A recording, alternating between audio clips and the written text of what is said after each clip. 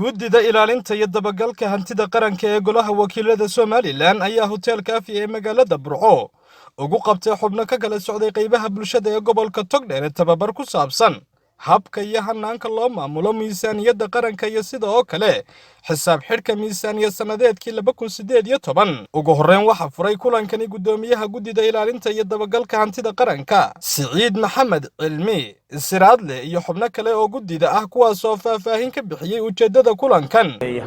golaha wakiiladu wuxuu ka shaqeynayaa in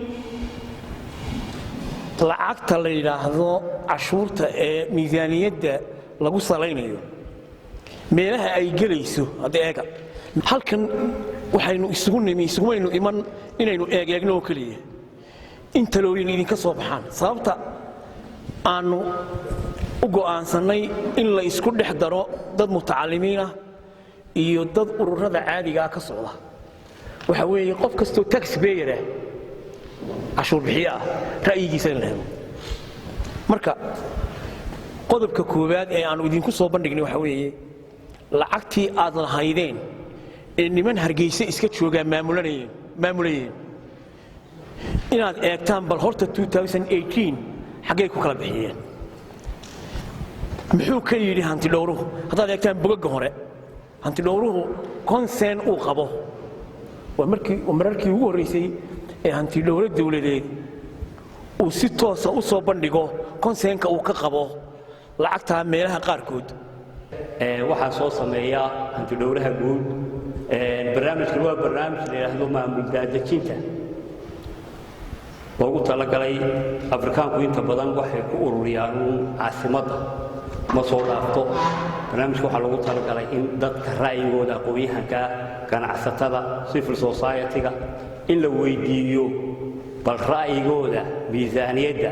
halka ay ka dhaliilayaan halka ay leeyihiin waxba loo kordhiyay halka ay leeyihiin waa lagu yareeyay bal inay comment ka bixiyaan oo aqoonyahanka iyo ganacsatada dadka cashuurta laga ururinaya bal in ra'yi la weydiiyo miisaaniyaddu waxay ka kooban tahay dakhli iyo kharash kaas waa iska technical oo maxaan ku raadayay laakiin muhiimadda aynu ka leenahay waxa weeye bandhigan maanta waxa weeye nidaam baynu qaadanaa decentralization waxaanu u baahannahay adeegga bulshadu ma wada gaadhay gobollada sawirka waa inuu bixiyaa mashaariicda ma laga wada fuliyey intee leeg baa maxaan ku dhahay geesta kale waxa iyaguna ka hadlay kulankan aqoon isweydaarsi ka qayb qaatayaasha oo ku soo bandhigay doodihii iyo falanqayntii ay ka yeesheen godobadan waxaan u aragnay inay tahay sistamka ugu habboon in la isticmaalo sistamyadan hadda aadka looga isticmaalo Mareykanka oo laga isticmaalo shirkad walba GAAB ama International Financial Reporting Board taas waxay sababaysaa in xisaabaadkii ay maraan nidaam waafaqsan in xafiiska hanti dhowrka qaranku gobolada ku yeesho cid matasha oo hataa idinka laftirkiinu gobolada ku yeelataan cidii matalayd aqoonyahanka dhaqaalayahanka iyo xisaabiyaasha ka qaadataan dadkii aqoontan lahaa xisaabaadka in ay dawladdu adeegsato taasna waxa ay waxyaalo fara badan markaan buuga akhrino waxyaalo fara badan baa ka soo baxay kow inaan nidaamkii la raacin oo si guud ah marka haddayna nidaam ma ay raacin macnaheedu waxa weeye dadkii aqoonta u lahaa nidaamkan it's not ma shaqeeyaan inay soo dhajiyaan shax sida ay wax qabadkooda u soo dhajiyaan ee markaad xafiisyadooda gasho aad dheehato ay wax qabadkoodii u soo dhajiyaan waa inay shax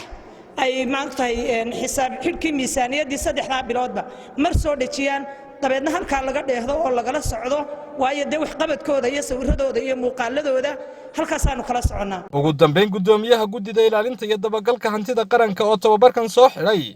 ayaa kula dardaarmay ka qayb qaatayaasha kulankan inay bulshadii ay ka yimaadeen kula noqdaan aqoonta iyo fikraddii ay isweydaarsadeen meesha wax qaban kartaa ee dadka taabanaysa waa dawladaha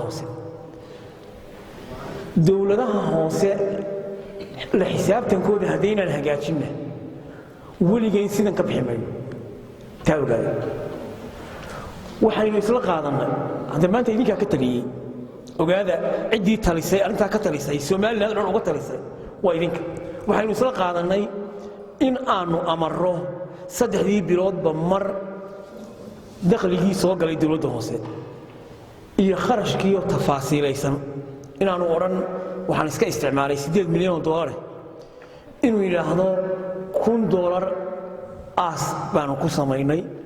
$2,000 biraha noocaasaan ku iibsanay oo ka iibsanay meel hebla waynu u shaxaynaynaa sidii u soo dhajinay waa Fahmi Kaysa Xirsi Bulsha TV Burco.